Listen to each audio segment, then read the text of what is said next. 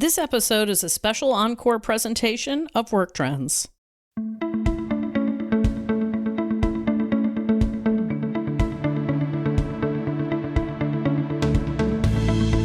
Welcome to the Work Trends podcast from Talent Culture. I'm your host, Megan Mbiro.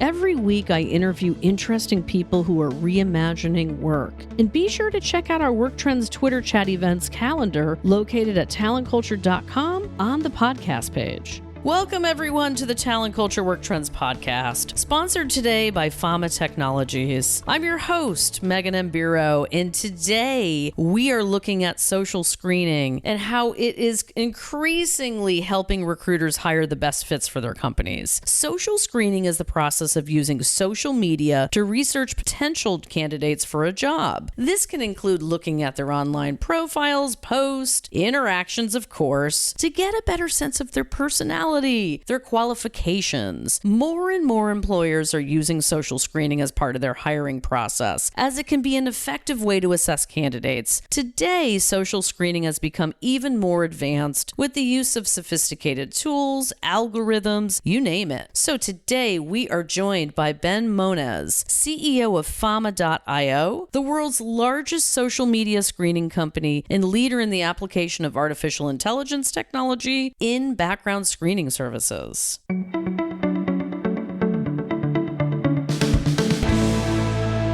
Ben has held executive roles at a variety of enterprise software companies and briefly worked in venture capital before starting Fama. Ben is also a respected voice in academia, international media on topics related to entrepreneurship, artificial intelligence, and people risk management. He contributes to the conversation around these topics on panels and as a featured guest at conferences around the world. He's a regular guest lecturer at MIT Sloan, UCLA, Anderson, and USC Marshall School of Business. He's a busy person. So listen, welcome, Ben. Thank you, Megan, for having me. It's great to be here. Oh, we're so excited you're here. Listen, first question for you. How does social screening impact the employee experience? Sure. Well, I think too often background screening is kind of regarded as this dirty thing that happens at the front of the candidate funnel, part of the initial onboarding experience that most folks, don't like to talk about. We don't like to shout from the rooftops, hey, look at our background screening program and our strategy. And so when we think, about social screening and sort of the modern background check, if you will, looking at things like intolerance, threats, harassment, we're less concerned, for example, if you went to the school you say you went to, if you, smoked marijuana before a job interview, fail a drug test, that's not what we do. We're more focused on looking online, publicly available online record at things like intolerance, threats, harassment, the sorts of things that, could, if left unchecked, find their way into a company culture and create some damage. So when it comes to, the employee experience, we encourage customers to think, and when we say customers, I mean HR teams at companies large and small. Imagine your business if everyone at the company had an intolerance check, right? Imagine if we were able to look at threats, harassment through the lens of, this kind of very modern and up-to-date record, the digital identity. That's kind of what we say when we say social screening in the employee experience. So imagine interactions between people, whether it's around the conference room, the water cooler, cafeteria, on meetings, et cetera. Really, when we say employee experience, we mean how can your screening strategy and looking at things that are truly reflective of a cohesive, safe, welcoming workplace, screening for those sorts of things at the front of the candidate funnel, what will that do for the existing employee experience for the folks that are already there? And as you build that org brick by brick, person by person, thread by thread, how can these sorts of advanced screening at the front of the candidate funnel help create an experience for everyone that's reflective of where they want to be, what they care about? I'm kind of scratching my head. Why don't more companies conduct social screening as part of their recruiting and retention processes? We're not talking about this really, Ben. It's funny, this is something it's certainly an emerging market. For the first time, we've been at this since 2015, so just turned the corner on 8 years now. And for the first time last year, HR.com, PBSA, they put out a survey, Professional Background Screener Association, sort of looking, globally, domestically, across the world. What are HR teams? What are background screening pros? What are they planning to add to their packages, to their toolkit in the coming year? And for the first time ever, in the history of the survey, social media screening was, for the very first time, the number one area of new expansion. And this is happening internally, right? Like this is stuff that, people are Googling people, Facebooking people, it's a thing, right? Everybody's done it. You look at, the surveys out of Career Builder and SHRM, they'll call out that, more than 70% of employers are doing some form of, social media check or internet check, Googling somebody before they come on board. But I think why companies don't conduct it as part of their recruiting and retention process is like, there's this kind of misplaced notion that when you do a social media check, you're going to see the stuff, relationship announcements, pregnancy announcements, right? You're going to see protected classes of information. You're going to see things that, as we all know in the HR world, like you don't want to see as part of the candidate screening process. So I think there's this kind of like preconceived notion around what you'll get back if you initiate this sort of check or this sort of practice in your business. But the beauty of it with us is like, as a third party, we blind customers to the dog pictures. We blind them to photos of somebody in their wheelchair, like playing basketball, right? Like we'll blind folks that sort of stuff. We're only going to show you as an end customer if there are any hits that are reflective of, the sort of risks that are important to your organization. So if there's like a racist tweet out there and you said that's important to you, or maybe someone has some harassment litigation in their background and you wanted to know about that before bringing them on board, that's the sort of thing we'll report on. But I think there's this conception of like, how can I configure it to reflect only what's job relevant, only what's business relevant, and nothing else? I think that kind of notion, that conception is what holds a lot of companies back from saying, yeah, this is something we should do, even though most of their recruiters are doing it already. Yeah, exactly. And now, let's take a short break to get an update from our advertiser, WorkHuman.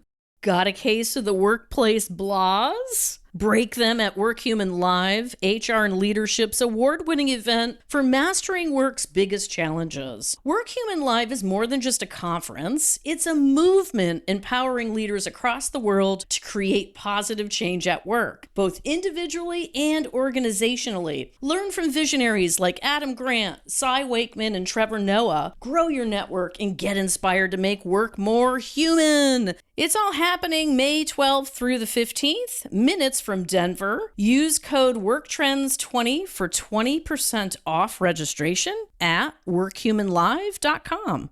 That's WorkTrends20. You've done some interesting research. What did you discover about companies that screen social media content? Yeah, so 54% of employers have mentioned that they don't use, that they've changed a hiring decision on the basis of a hit that comes back from social media. And there's a really, emerging, interesting piece of research that actually came out of Harvard and a business called Cornerstone On Demand, in the e-learning and, general workforce management software space now, that essentially tied toxicity in the workplace to productivity, seeing things like team productivity dropping by about 40% in toxic work environments, good people being 50% more likely to leave an organization when working with someone who is toxic. So I think it's, forward-thinking HR leaders have recognized that the fabric of our company is made up of every single person. Of each new person coming in is going to contribute or detract from our mission and values, from our goals, from what this kind of, connective tissue between individuals, we're always building that with each new person coming in. So there's real data behind it. I think we all know if you say you're in a meeting with someone and they make a comment that's, offensive to you or maybe intolerant, maybe they didn't realize it, but that's the sort of thing where you're not as focused, right? You're thinking about that comment. You're not thinking about what's up on the whiteboard. You're not thinking about the next slide, right? So when that sort of thing happens at work, folks get distracted, they want to leave. And we know with the pandemic, it's an employee's market still. Jobs report came out yesterday, 50-year low in unemployment, right? So employees have more choices than ever before about where they want to work, how they want to align themselves. And sure, comp is a big reason. People are like, dang, I should be getting paid more. And you should, right? And that's happening. But it's also the culture you want to work with, right? Who are the people that share that same value set, that's reflective of what you might care about in your home life or what you might care about amongst your friends. So I think you're starting to see more, especially as the labor market shifts, employees start to say, hey, look, I want to work with places that share my values and work with people that, reflect the core things I care about. And I don't mean like, everyone likes the same color blue or votes for the same president. I mean, you're talking about the non-negotiables, right? A workplace free from intolerance, from, harassment, that kind of thing. Well, plus, a lot of us are working in a virtual environment now. So the stakes are even higher to try to get to know people, right? I mean, how are we getting to know people? It's so funny. I totally agree. We meet our coworkers now by friending them on Facebook, follow them on Twitter, right? Like DM with them on Instagram, right? That's happening today. We just wrapped up a trip, my business partner and I in the UK. And a lot of the themes of conversation were like, yeah, it's funny, guys, you coming out here and having this meeting. This is the first time I've met my coworker, right? Like there are people who are coming to meetings with us and have done everything over Zoom. So stands to reason that like if we're interacting in these digital spaces, the importance of, digital identity will naturally follow. Yeah, absolutely. So let's talk about the elephant in the room, or maybe it's not an elephant in the room at all. Compliance or risk factors for companies that use social media as a screening tool. Like, where are we now today? Because things are changing quickly. For sure. So back in 2011, the FTC put out a memorandum actually that essentially declared social media screening as falling under the same guise as other background check types. It's a FCRA compliant, FCRA, for those who I'm sure are familiar with that acronym who are listening. If you're not, it's basically what protects, consumers. It protects job candidates from the overreach of big corporations stealing your data and making decisions without your involvement, right? Really, social media screening is done the right way. FCRA, GDPR, EEOC compliant solution. That means, going with a third party, a company that focuses on things like maximum possible accuracy in their reporting, reports only on job relevant information. I could, bore you for a whole podcast about all the ins and outs of the compliance framework here and the right way to do it. But, the risks of doing it yourself, I think, are what scare people away. If you do this sort of thing yourself, right, you're one, exposing yourself to things that you shouldn't see, like we talked about at the top, right? If I'm having a recruiter do this internally, that means that they're going to see the person's gender, they're going to see the person's ethnicity, you're going to see, a person's pregnancy, right? You're going to see all these protected classes that the EEO says quite simply, you can't unring the bell. You can't unsee that information if you see it, and you will use it as part of your hiring process due to the bias that naturally occurs within all of us where you see these sorts of things online. So that's one risk of doing it yourself, and it's very difficult as a team to blind yourself to that information because social media, just like real life, is filled with all elements of, who we are and where we like to go, who we like to hang out with, who we love, who we don't love, etc. So, seeing stuff that you shouldn't see is a big risk of doing it on your own. Simultaneously, like doing this comprehensively, doing it consistently, then you'll be asking somebody to basically on your team be the arbiter of what intolerance is, right? Be the arbiter of what harassment is, right? These kind of opaque, open-ended concepts that if you have two people who look at the same tweet, for example, might have varying definitions of what intolerance is. And that could be based on how they came up, the institutions that they were raised by, their family, their friends. It's only natural, right? People have different points of view on the same topic. So going with a third party, really helps squash those sorts of risks because you can highly configure the solution on the front end to make sure that you're only filtering for job relevant information. You're blinded to, all of the protected class info that you'd otherwise see doing it on your own. And three, you're getting a consistent way that screening is done where every single person, regardless of what they look like, where they're from, etc., they're getting the same fair shake and everyone gets it with consent. So just like every other background check, this is an informed consent product where, the candidate is aware that it's going on. If you're going to take action on it, as an employer, you can share a copy of that report with the candidate, explain to them why you're not moving forward, give them a chance to kind of contest the results. And if you do that by yourself, really hard to do that, right? So that's kind of the main reasons for, I'd say in a sentence, just don't do it yourself. Go to a third party because doing it yourself is like full of all sorts of risk.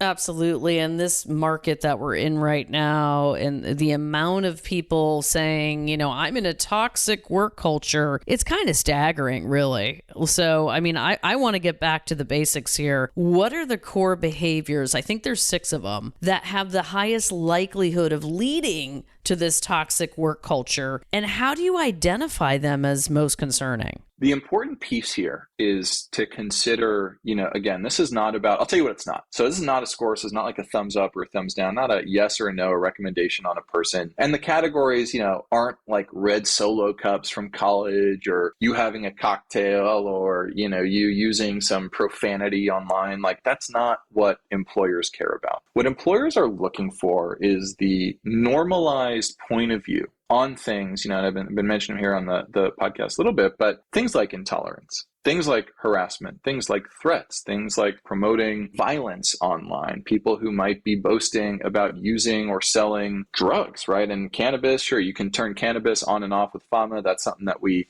typically don't see as a top flag in terms of risk that's coming back. But really think of things like intolerance threats, harassment, violence, crime, and drugs. So that's the kind of sort of risks that you look for. And employers are basically saying, like, I'm looking for the person that doesn't think there's anything wrong with acting in an intolerant or harassing manner, right? Like, it's not the dirty joke that you made, a few years ago. That's not what employers are using this for. They're basically saying, what's the frame of mind that this person is going to bring to a customer interaction? What's that experience that they're going to bring into the workplace when they're, the camera's off, right? The Zoom interview is over. 9 months in, they're having these one-on-one private interactions with other employees. Like, how can we ensure that in a largely distributed, remote work environment, that they're continuing to reflect the core values of the business? So think of it as kind of like the non-negotiables. I always say, racist people typically don't think they're racist, that type of thing. And how much is it getting normalized? That's really it. What is this person's compass? How are they reacting? Because you don't know. You're showing up for a one-on-one. Remember, you might be in a virtual culture. You've never seen this person in person. Like, this is about safety. This is about, from my perspective, this is about safety and that kind of well-being and that peace of mind to know that, because the world is kind of crazy right now. Breaking news, everybody out there in the work trends community, kind of kooky, just saying. Yeah, I'm with you. And I mean, think about like the way it used to be. Like, it was all about the handshake. It was all about the eye contact. It was all about, at least in my day, the resume on the nice paper, right? That you would bring in, and the thank you note that you would send, these kind of like demonstrations of a thoughtful character who's going to reflect and embody the values of our organization. But now you log on and you log off, right? And so I think these questions are only more important as the stakes go up. And, like we're talking about, there isn't a physical workplace any longer, and we're all engaging in these largely digital spaces. So, last but not least, what industries would you say are most at risk for toxic work environments, and why do you believe this is? So hit rates for us, interestingly enough, we can kind of look at our spread. We work with a little bit less than 2,000 businesses right now in more than 100 countries. And so we've got kind of a cool, point of view into how different industries and, different types of businesses, the levels of intolerance, threats, harassment, violence, et cetera, all those flags we went through, we can kind of see across the board the greatest incidence rates. And, historically, we've seen it in technology, media, entertainment, where there's a lot of this. And this is large tech companies, small tech companies, but also, to a lesser degree, financial services, healthcare. So those are the areas I'd say where we've seen the most risk over time. Now, the really interesting piece about that is those are the kind of high revenue per employee industries that spend more on their background screening and had higher budgets. So we're the first to adopt solutions like ours. So as we now are finding ways to automate and optimize our solution even further and bring the price down to customers, we're seeing that more and more customers can afford it. So we're actually seeing a ton right now in retail, in transportation, and even manufacturing to some degree. So those industries too, I think you are starting to see a slightly higher incidence rate. I just don't have as much data because it's more of a emerging set of verticals for us. Well, listen, Ben, I want to thank you for stopping by today and sharing your sage. This has been really interesting. Really appreciate it, Megan. I'd be happy to come back anytime. And thank you guys so much for having me and Representative Fama here on the podcast. We appreciate it.